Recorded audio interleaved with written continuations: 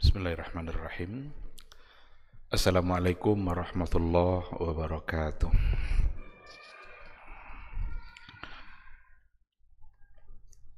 Innal hamdalillah nahmaduhu wa nasta'inuhu wa nastaghfiruh wa na'udzu billahi min syururi anfusina wa min sayyiati a'malina.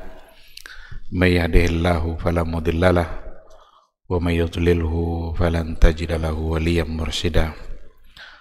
Asyhadu an la ilaha illallah wahdahu la syarikalah wa asyhadu anna Muhammadan abduhu wa rasuluhu la nabiyya wa la rasula ba'dah. Ikhwati fillah, ma'asyiral hadirin wal hadirat, rahimani Allah wa iyyakum. Sama-sama kita kembali bersyukur kepada Allah Subhanahu wa taala. Alhamdulillah atas rahmat dan karunia dan izin Allah Subhanahu wa taala, pada malam hari ini kita bisa duduk di majelis ilmu.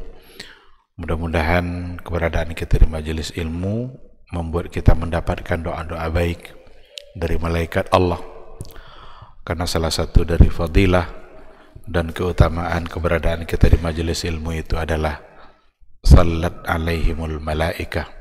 Para malaikat akan mendoakan kebaikan untuk orang-orang yang berada di majelis ilmu. Mudah-mudahan umur yang masih diberikan oleh Allah Subhanahu wa taala hendaknya selalu kita gunakan untuk mendulang pahala, untuk melakukan kebaikan demi kebaikan. Karena kita khawatir kalau seandainya umur tidak kita gunakan untuk berbuat baik, kita khawatir nanti akan habis untuk berbuat dosa. Sama-sama kita juga harus bersalawat dan salam untuk Rasulullah sallallahu alaihi wasallam. Allahumma salli ala Muhammad wa ala ali Muhammad. Mudah-mudahan sosok figur yang telah sempurna dalam menyampaikan risalatul Islam itu hendaknya kita taati, hendaknya kita tauladani, selalu kita jadikan contoh dalam ibadah-ibadah kita, dalam muamalah-muamalah kita. Tidak ada yang paling pantas untuk kita contoh selain daripada beliau, karena memang beliau itu diutus untuk dicontoh.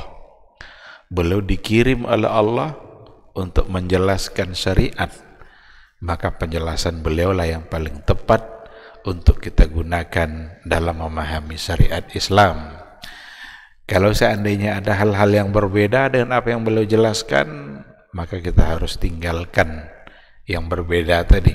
Yang harus kita ambil adalah apa yang datang dari Rasulullah sallallahu alaihi wasallam. Mudah-mudahan semua kita insyaallah di akhirat kelak bisa mendapatkan syafaatnya, pertolongannya, dan bisa mendapatkan minuman yang dituangkan langsung oleh Rasulullah sallallahu alaihi wasallam dari telaganya. Amin amin ya rabbal alamin. Baik, ikhwati fillah, ma'asyiral hadirin wal hadirat, rahimani Allah wa iyyakum. Kembali kita pada kajian kita pada malam hari ini dengan tema besarnya adalah maqasidul Quran.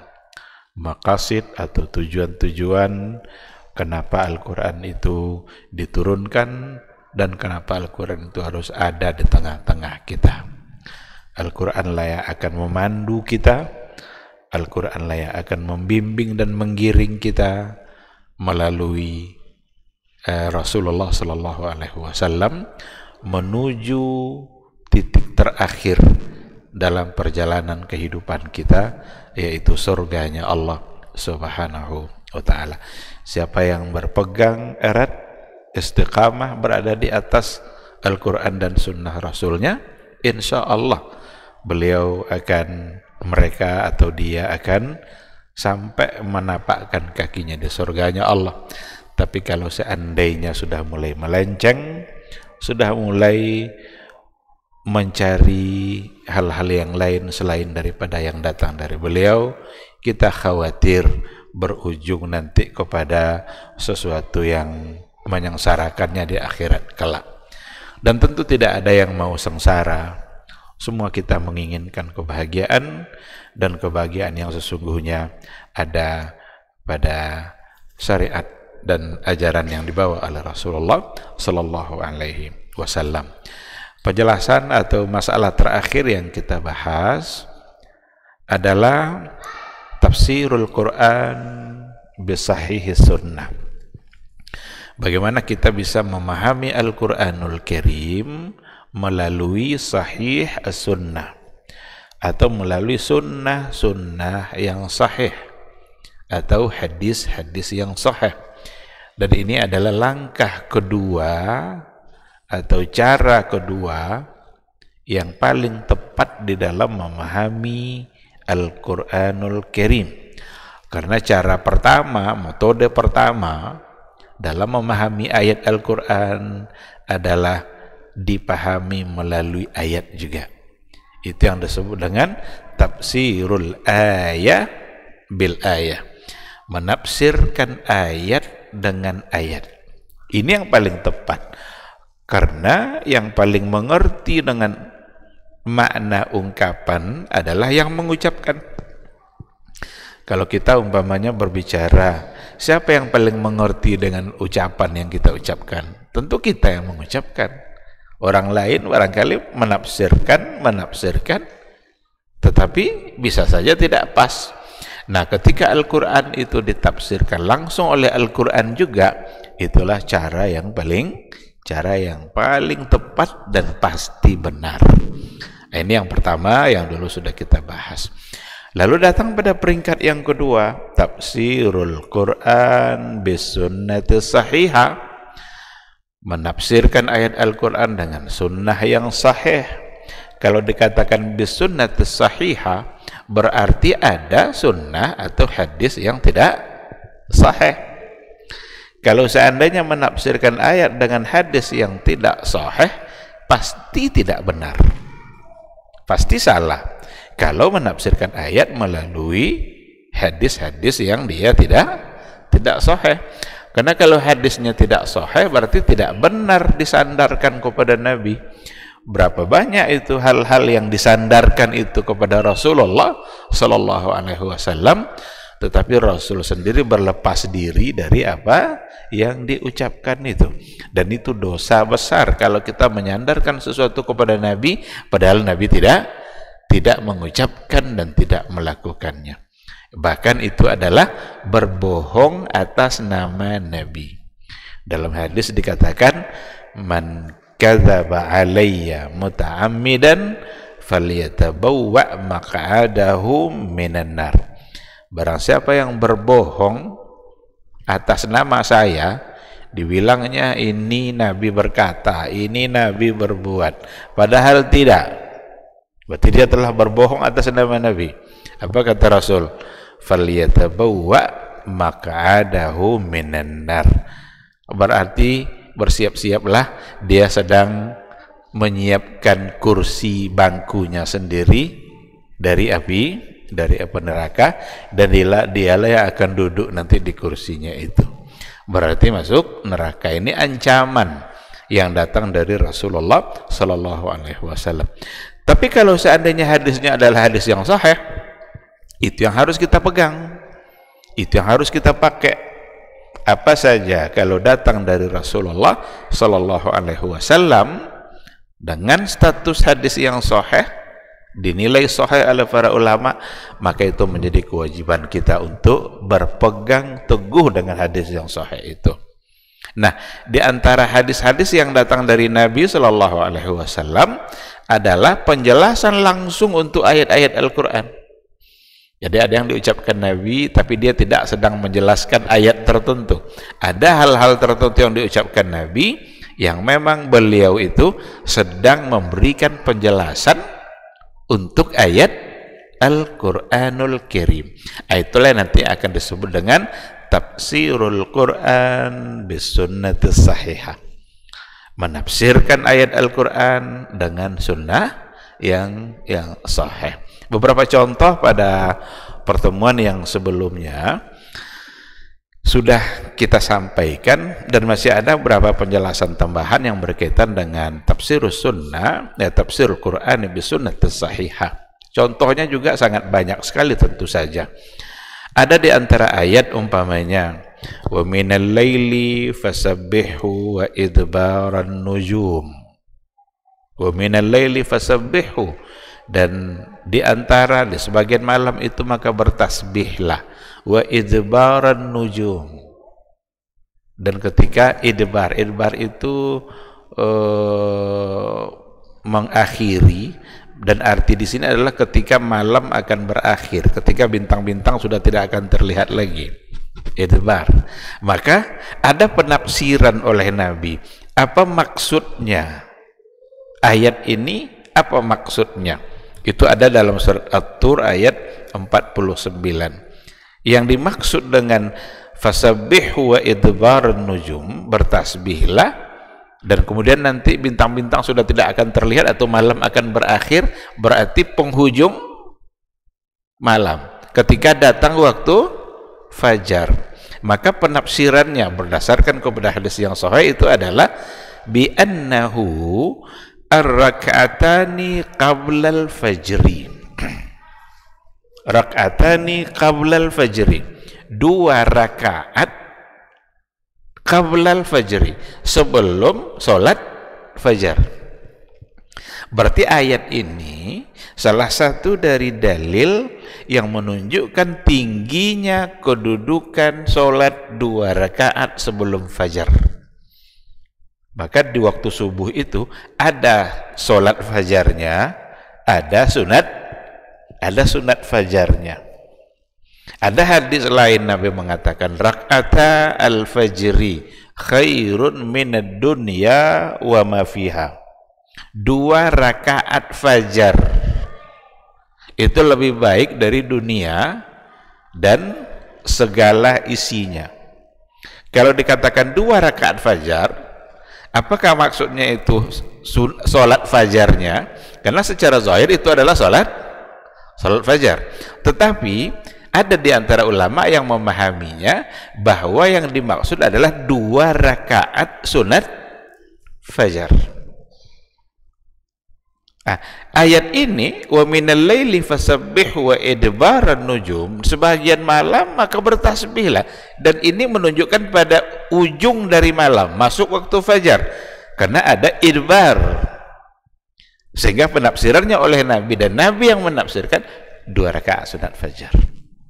Betapa besar pahala bagi orang-orang yang mengerjakan 2 rakaat sebelum 2 rakaat salat fajar.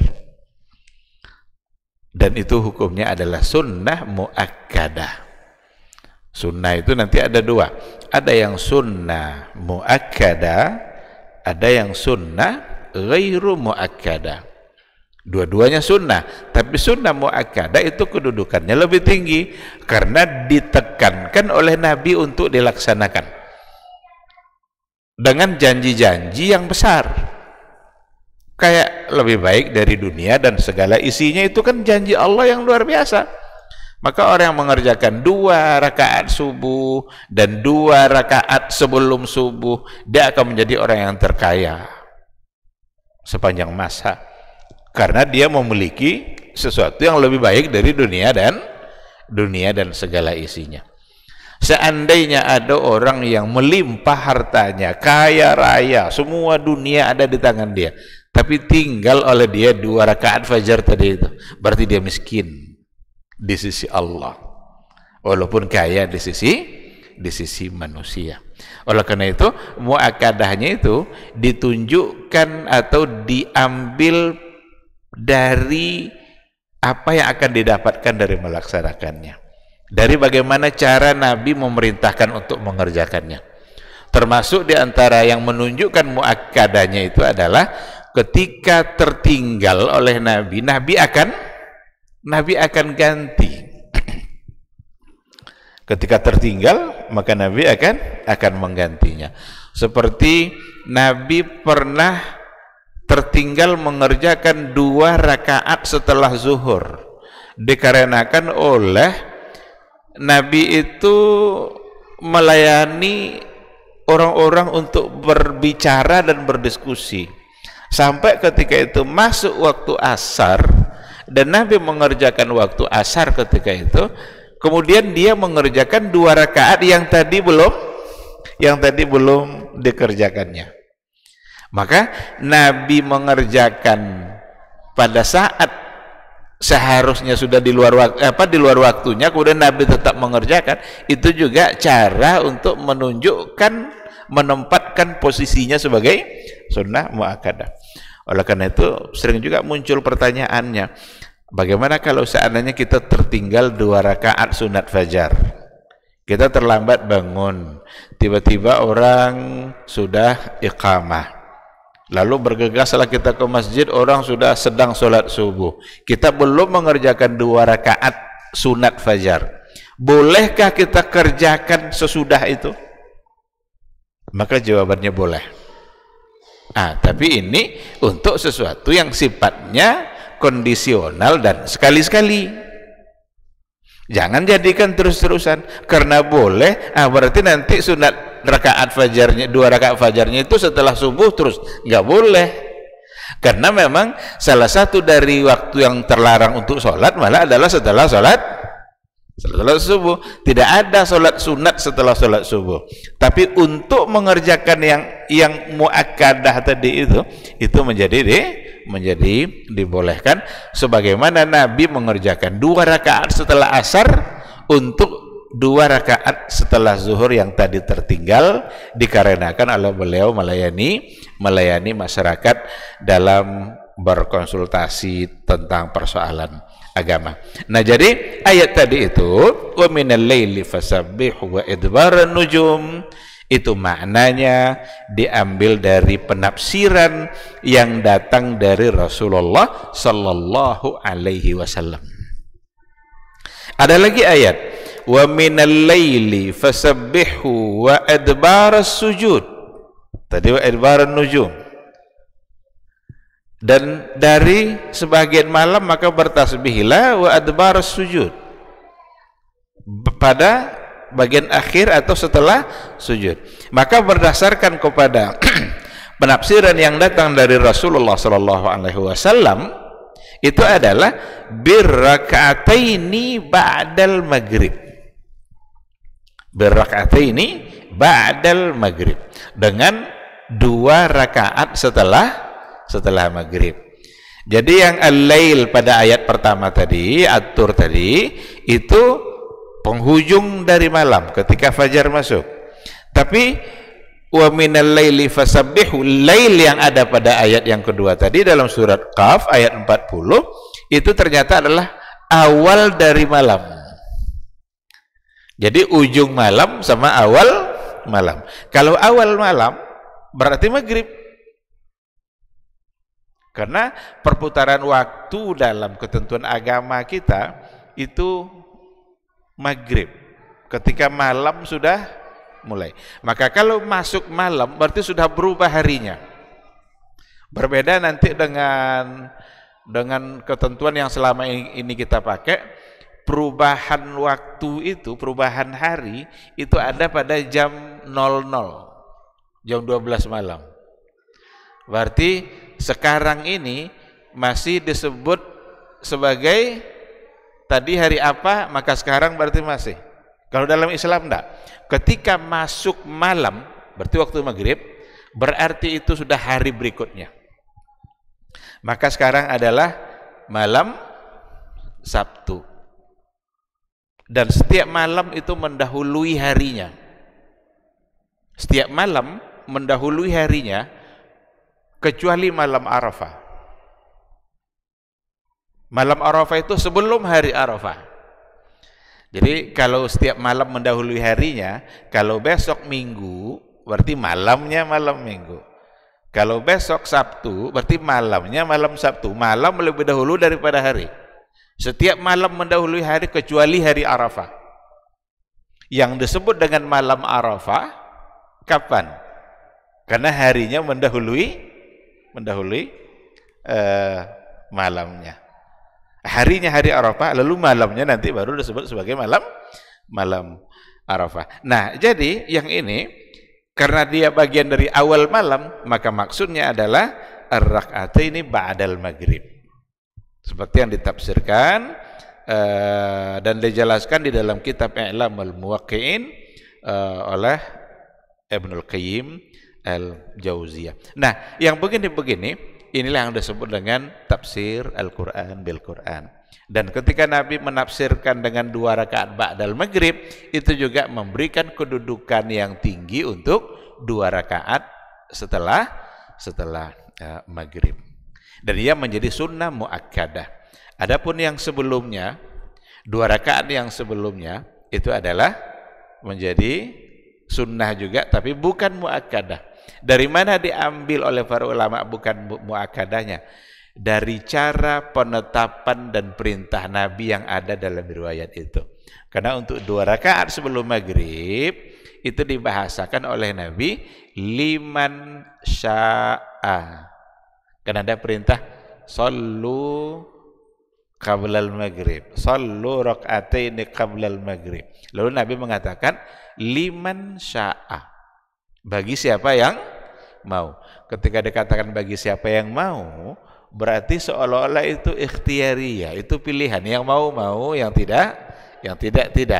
Beda penekanannya dengan yang muakkadah. Kalau muakkadah disebutkan fadilahnya dan tidak diberikan penjelasan pilihan.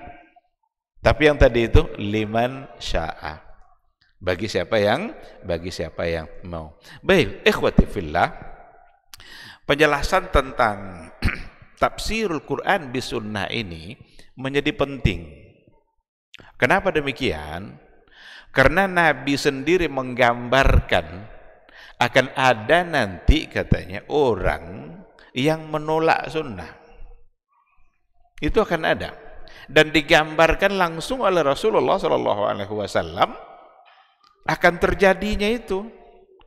Dalam hadis itu dikatakan seperti itu. Seperti hadis la ya'ti rajulun mutrifun muttaqi'un ala arikatihi yaqulu la a'rifu illa hadzal Qur'an wa ma ahallahu ahlaltuhu wa ma harramahu harramtuhu.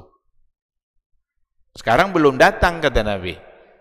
Dan nanti ada saatnya akan datang seseorang yang dia mengatakan la a'rifu illa hadzal Qur'an. Saya tidak mengetahui kecuali apa yang ada dalam Al-Quran ini saja. Apa yang dihalalkan oleh Al-Quran, saya halalkan. Apa yang diharamkan oleh Al-Quran, saya ikut mengharamkan. Lalu Nabi mengatakan begini, ala ketahuilah oleh kalian, inni utitul Qur'ana wa mithluhu ma'ahu. Ketahuilah, saya diberikan kepada saya Al-Quran wa mithluhu ma'ahu. Wa mithluhu ma'ahu itu dan yang semisal Al-Quran bersamanya. Kata para ulama, makna dari wa mithluhu itu adalah sunnah. Berarti saya diberikan kepada saya Al-Quran, diturunkan Al-Quran kepada saya, dan diberikan juga sesuatu yang semisal Al-Quran. Maka makna ini adalah sunnah. Maka Al-Quran dan sunnah. Itulah sebabnya dari segi kedudukan Al-Quran dan Sunnah, dari segi tasyri' itu sama-sama wahyu.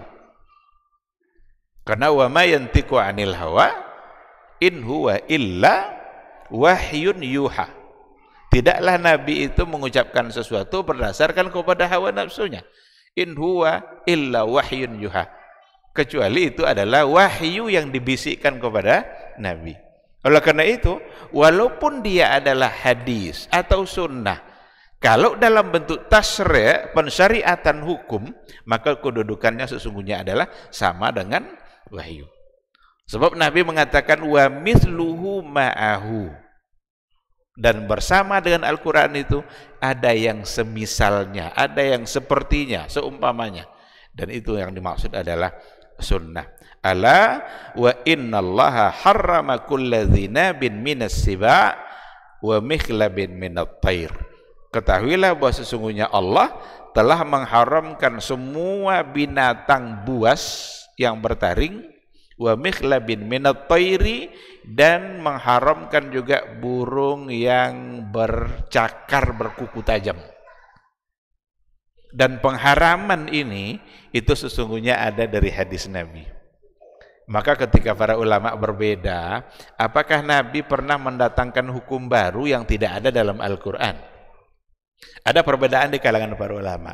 Apakah Nabi Muhammad SAW mendatangkan hukum baru yang tidak ada dalam Al-Quranul Karim? Mayoritas ulama mengatakan ada dan bisa. Nabi secara independen menetapkan sebuah hukum dan itu tidak ada dalam Al-Quran. Salah satu yang dijadikan contoh adalah yang ini. Haramnya binatang buas bertaring dan juga haramnya burung yang bercakar tajam. Maka burung elang haram apa halal?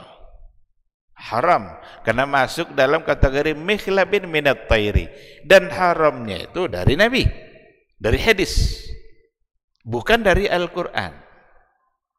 Ini contoh keharaman yang datang dari Rasul Sallallahu Alaihi Wasallam yang tidak ada di dalam Al-Quran.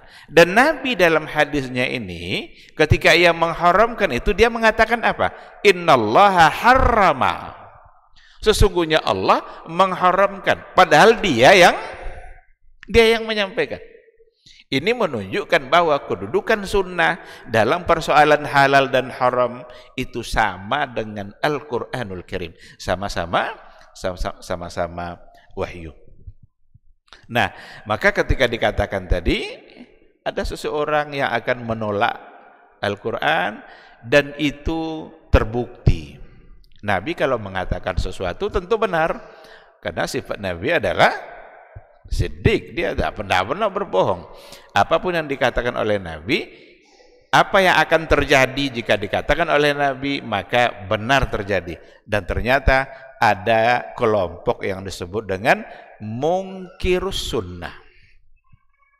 Ada kelompok mungkirus sunnah. Mungkirus sunnah itu maksudnya adalah ingkar sunnah. Orang-orang yang mengingkari keberadaan sunnah Rasulullah Sallallahu Alaihi Wasallam. Nah, maka melalui hadis ini Nabi ingin mengatakan tidak mungkin dipisahkan antara Al-Quran dengan sunnah.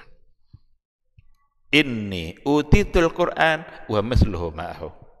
Didatangkan kepada saya Quran dan sunnah seumpama Al-Quran.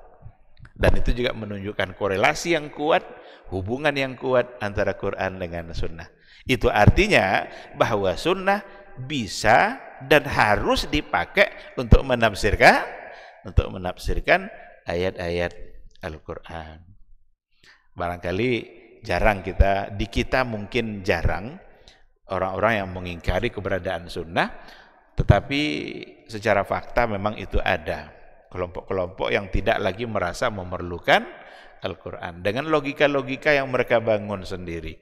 Apa di antara logikanya? Di antara logikanya mereka mengatakan Al-Quran itu salah satu dari sifatnya adalah la tanqadi ajaibu. Apa makna la tanqadi ajaibu? La tanqadi ajaibu itu artinya tidak putus-putus keagungan dan keistimewaannya.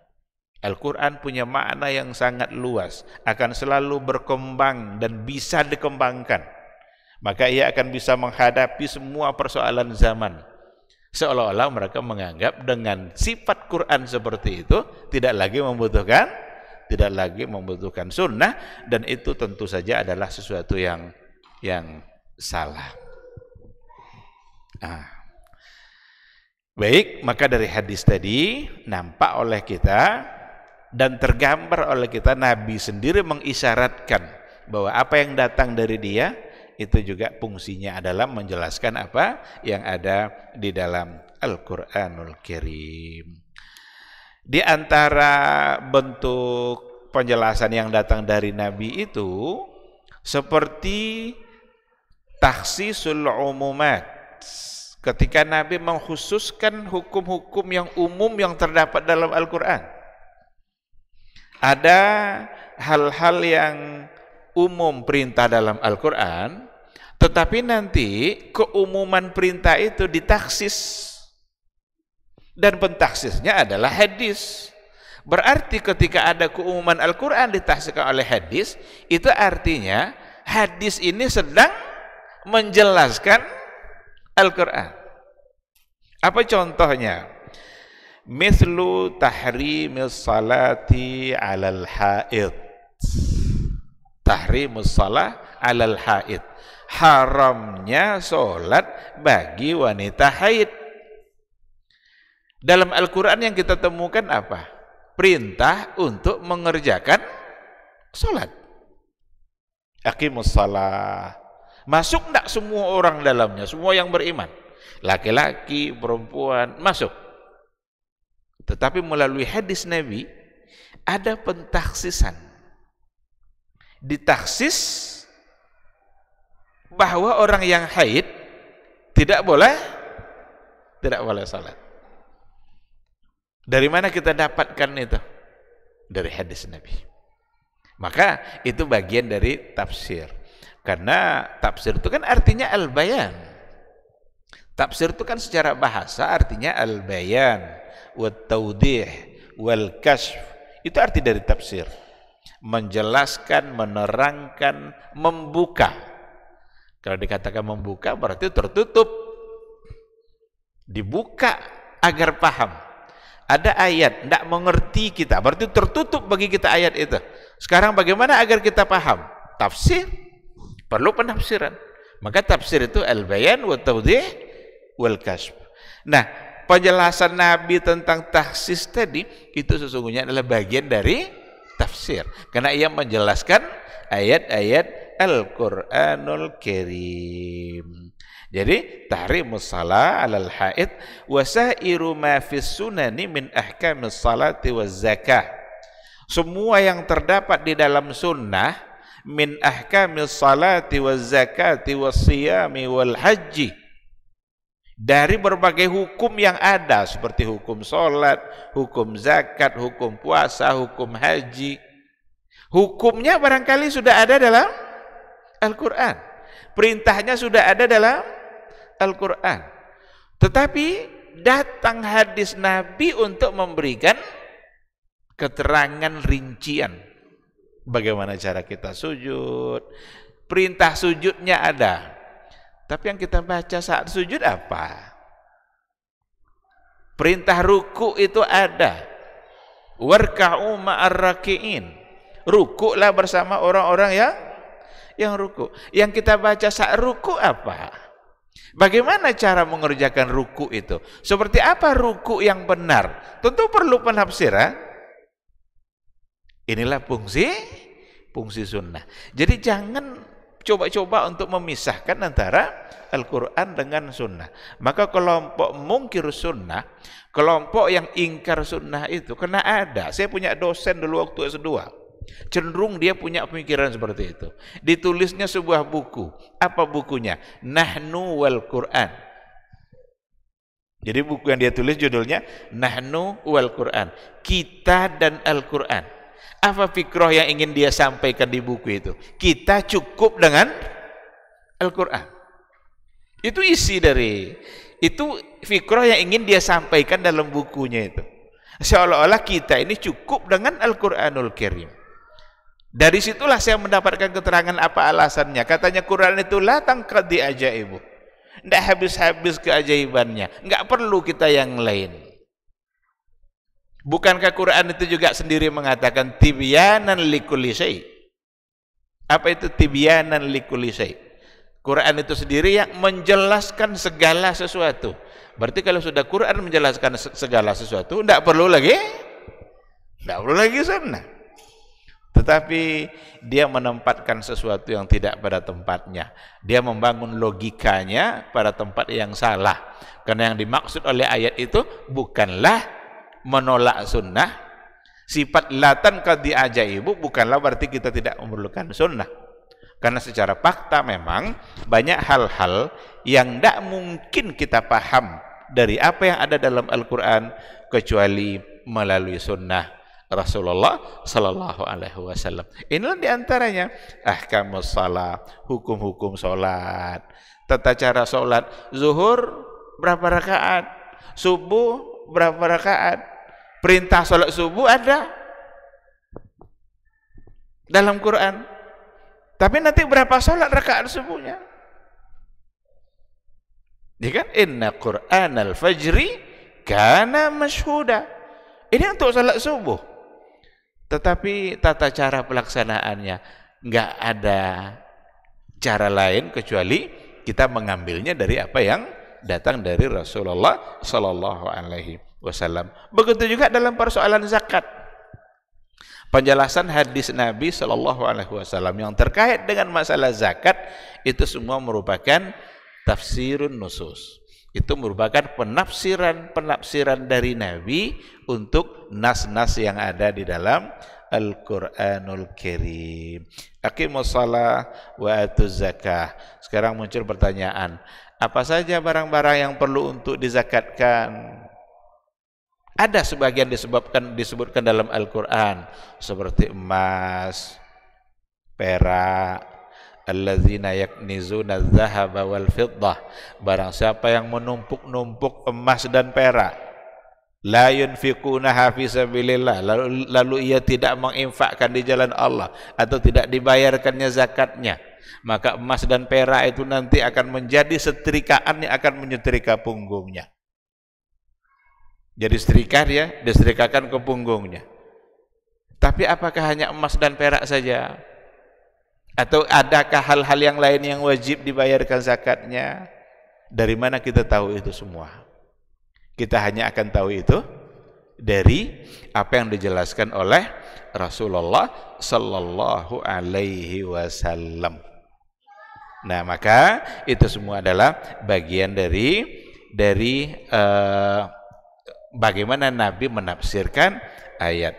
Termasuk juga di antara wasyuruti qat'i yadis sariq. Kalau pencuri, kan ada dalam ayat as-sariqu was-sariqatu faqta'u aydiyahuma. Pencuri laki-laki, pencuri perempuan, potong tangannya. Tapi ada enggak syaratnya? Apa syarat tangan itu baru bisa dipotong?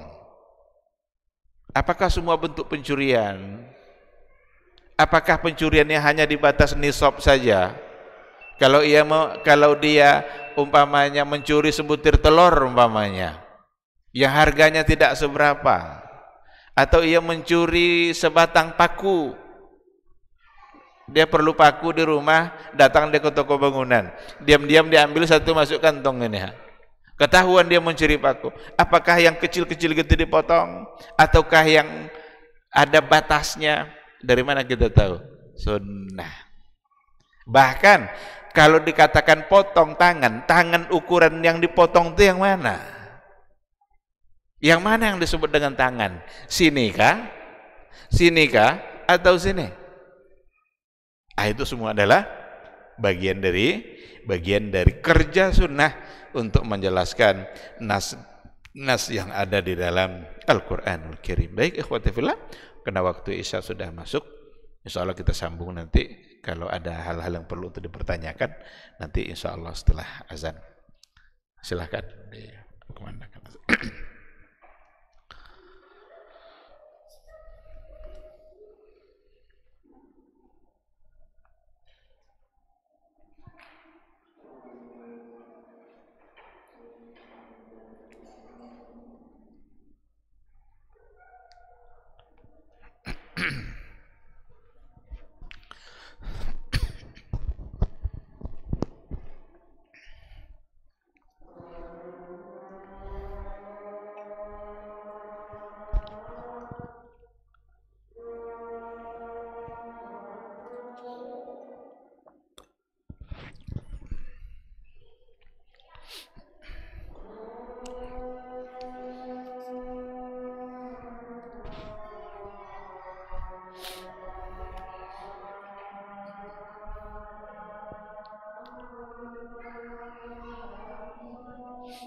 Bismillahirrahmanirrahim. Alhamdulillah. Wassalatu wassalamu ala Rasulillah wa ala alihi wa sahbihi wa mawala. Ikhwati fillah, ma'asyiral hadirin wal hadirat, rahimani Allah wa iyyakum.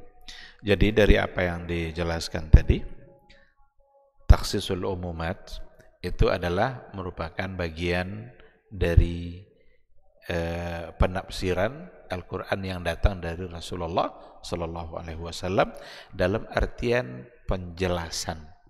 Karena tafsir itu fungsinya adalah menjelaskan. Kalaulah tidak datang penjelasannya dari sunnah, maka mungkin kita akan kesulitan untuk mengerjakan ibadah solat yang diperintahkan oleh Allah dalam Al-Quran. Allah memerintahkan dalam Al-Qurannya. Bagaimana cara kita mengerjakannya? Maka caranya kita ambil dari hadis-hadis Rasulullah Sallallahu Alaihi Wasallam.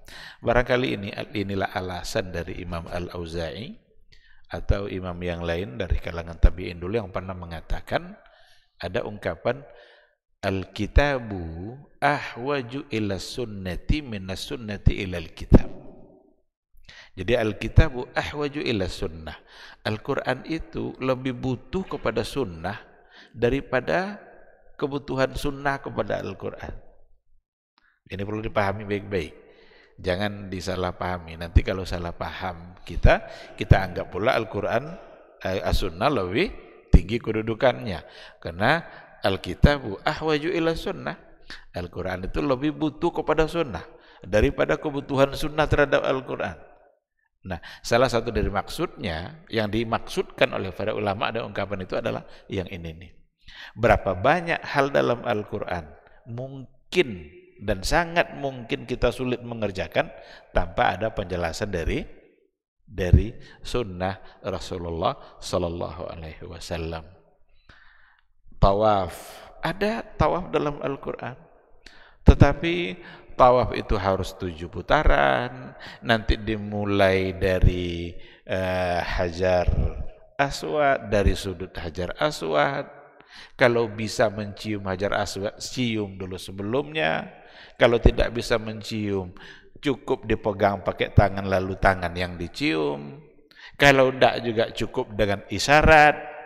Dari mana kita dapatkan ini semua? Dari hadis Rasulullah Sallallahu Alaihi Wasallam. Ikhwati fillah, ada banyak contoh tentu saja, bahkan salah satu yang masuk juga ke dalamnya adalah wa yalhaqu bidzalika asbabun nuzul. Termasuk juga bagian dari penjelasan dari ma'ani nususil Quran itu adalah asbab an-nuzul. Sebab-sebab turunnya ayat itu sendiri. Karena dengan adanya asbab, kita tahu ayat itu turun untuk siapa, ayat itu turun dalam persoalan apa.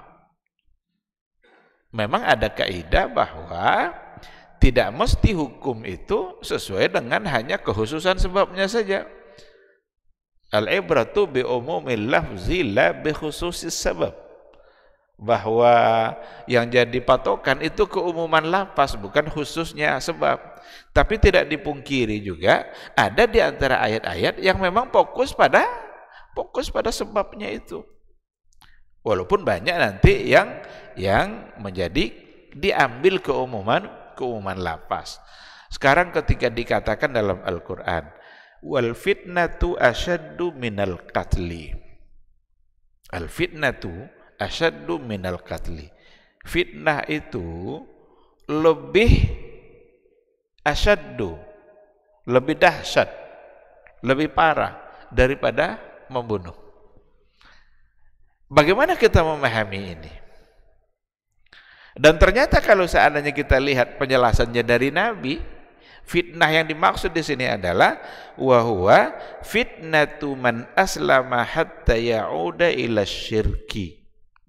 Fitnah orang-orang yang telah Islam tetapi dia kembali kepada kesyirikan. Dia sudah muslim tetapi kembali kepada kesyirikan. Ini akan menjadi fitnah yang luar biasa. Seolah-olah syirik itu menjadi boleh. Dan itu penjelasannya datang dari Rasulullah Sallallahu Alaihi Wasallam. Jadi semua itu adalah menunjukkan tingginya kedudukan sunnah dan pentingnya sunnah di dalam memahami hadis-hadis Rasulullah Sallallahu Alaihi Wasallam. Sekira kita cukupkan sampai di sini. Kita berikan waktu untuk bertanya jawab. Kalau seandainya ada yang perlu untuk dipertanyakan, dipersilahkan.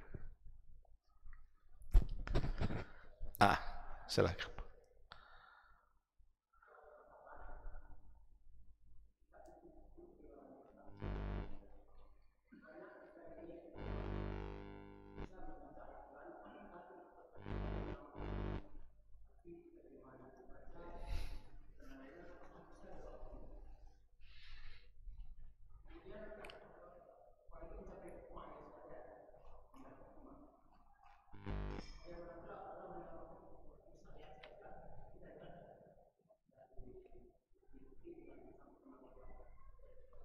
Iya, semua kita sepakat bahwa Al-Quran itu adalah petunjuk bagi orang-orang yang bertakwa. Karena ayat pertama saja dari Al-Quranul Karim itu sudah menunjukkan itu. Alif Lam Mim, Dzalikal Kitabu La Raiba Fih, Hudal lil Muttaqin. Menjadi petunjuk bagi orang-orang yang bertakwa. Menjadi petunjuk berarti nggak ada lagi kita yang seharusnya tersesat. Kalau kita bertakwa berarti tidak ada lagi kesesatan pada diri kita, karena petunjuk yang kita gunakan adalah Al-Quran. Kanan kata Al-Quran, kanan kita. Kiri kata Al-Quran, kiri kita. Ada tanjakan, hati-hati, hati-hati kita. Menurunan jangan terlalu digas, kita kendorkan sedikit gasnya. Cuma bagaimana cara kita harus paham dengan kanan kiri tadi itu. Oleh karena itu, tugas dan kewajiban kita terhadap Al-Quran itu bukan hanya membaca. Bukan hanya membaca. Membaca itu salah satu dari kewajiban kita terhadap Al-Quran. Apa kewajiban kita terhadap Al-Quran? Pertama, membaca. Kedua, memahami. Kita pahami apa yang kita baca. Ketiga, diamalkan. Sudah kita baca, kita pahami, nggak cukup sampai paham saja, tapi mesti kita amalkan. Kalau kita amalkan untuk diri kita, ajak orang lain mengamalkannya. Maka kita dakwahkan apa yang kita pahami tadi. Sekarang ada orang yang sibuk aja terus membaca Al-Quran, dibacanya berulang-ulang, selesai balik lagi ke awal. Itu baru satu tugas yang dia kerjakan. Seandainya dia tidak berpindah kepada tugas yang kedua, memahaminya, berarti dia tidak terlalu banyak mendapatkan faidah dari Quran, dia hanya mendapatkan faidah dari bacanya saja. Padahal yang lebih penting dari itu adalah apa? Memahaminya. Bahkan sahabat dahulu, seperti yang diceritakan dalam berbagai riwayat, mereka mengatakan apa? Kami membaca Al-Quran itu 10 ayat. Apa yang kami baca kami pahami, yang kami pahami lalu kami amalkan. Belum kami akan pindah kepada ayat berikutnya sebelum yang 10 ini kami pahami lalu kami amalkan. Ini yang akan bisa membuat mereka mendapatkan petunjuk itu. Terkadang kita memang kalau sudah masuk bulan Ramadan itu kan bulan Al-Quran. Maka bersemangatlah kita untuk membacanya berulang-ulang. Bahkan punya target. Saya Ramadan ini targetnya 5 kali khatam. Bagus kalau kita punya target itu. Tapi ikutkan target yang lain. Kira-kira Ramadan ini berapa ayat yang mau kita pahami? Sehingga kita tidak hanya sibuk dengan membacanya saja. Dan kita tidak mengatakan bahwa membaca itu tidak baik. Membaca itu tetap baik, tetapi perlu ditambah target yang lain. Ini Ramadan ini meskipun saya menghatamkan 1 kali, tetapi banyak di antara ayat yang saya pahami. Itu bisa-bisa akan menjadi lebih baik dia membaca berulang-ulang, tetapi tidak satu pun yang dia pahami. Karena kalau tidak satu pun yang dia pahami, berarti dia tidak menjadikan petunjuk bagi kehidupan dia. Tapi ketika dia baca lalu dia pahami dan amalkan, berarti dia telah menjadikan Al-Quran itu sebagai petunjuk. Itu. Sedangkan yang kedua, bersyariat lalu kemudian dia tidak bertarikat atau berhakikat, saya kira itu bahasa-bahasa yang dulu sering diucapkan juga oleh orang-orang yang dari kalangan sufi yang membagi-bagi Islam ini kepada tingkatan-tingkatan tertentu. Ada syariat, ada ma'rifat, ada hakikat. Katanya kalau seandainya kita berislam seperti mengerjakan ibadah-ibadah zahir saja, sholat, puasa, itu hanyalah sebatas syariat. Tetapi kita harus melangkah lebih jauh lagi, yaitu pada tataran ma'rifat. Nanti pada level yang lebih tinggi lagi, pada tataran hakikat. Bahkan kata mereka, kalau seandainya sudah sampai pada level itu, level tertinggi, maka ia sudah bisa bertemu dan berkomunikasi dengan Allah. Ini sesuatu yang wallahu alam tidak memiliki dasar dalam kajian-kajian keislaman sebenarnya. Ada hadis yang mereka pakai tapi salah dalam memahaminya. Itu hadis Islam, iman, dan ihsan. Karena ada malaikat bertanya, ya Muhammad ma huwal Islam, ya Muhammad ma huwal iman, ya Muhammad ma huwal ihsan. Hadis ini yang mereka pakai untuk membagi yang tadi itu. Al-Islam itu syariat, al-iman itu ma'rifat, al-ihsan itu hakikat.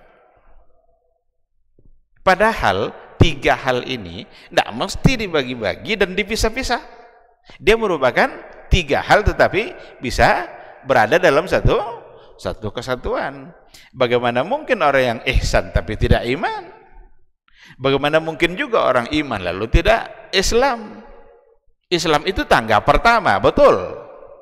Yang membuat kita menjadi muslim itu syahadatain. Ini tangga pertama. Ditambah nanti dengan tingkatan berikutnya sebagai orang beriman yang mengenali Allah, mengenali kehidupan ini siapa yang memberikan, mengenali siapa yang memberikan rezeki, tetapi bukanlah sebagai sesuatu yang dipisah-pisah. Artinya kalian nih baru hanya sebatas ini, tidak akan bisa sampai kepada tingkat hakikat kecuali hanya orang-orang tertentu saja, orang-orang yang punya makom-makom tertentu. Ini sesuatu yang sulit untuk dicarikan dalil-dalilnya, kecuali bagi mereka-mereka yang hanya ingin mendapatkan pembenaran untuk hal-hal yang bisa saja itu tidak benar. Jadi ada kebenaran, ada pembenaran. Yang kita perlukan kebenaran, bukan pembenaran. Kalau pembenaran, kita tarik-tarik ayat itu agar cocok untuk kita. Tapi kalau kebenaran, melihat substansi yang ada pada ayat dan sesuai dengan apa yang dipahami oleh generasi terbaik umat, yaitu generasi Rasul dan generasi sahabat yang mulia. Wallahu subhanahu wa ta'ala a'lam. Baik, saya kira cukup sampai di sini. Mudah-mudahan bermanfaat bagi kita bersama. Semoga majelis ini bernilai ibadah bagi kita, menambah panjangnya catatan amalan kita dan menambah beratnya timbangan amalan kita, yang mudah-mudahan nanti kita menerimanya dengan tangan kanan. Amin amin ya rabbal alamin. Subhanakallahumma wa bihamdika asyhadu an la ilaha illa anta astaghfiruka wa atubu ilaik. Wassalamualaikum warahmatullahi wabarakatuh.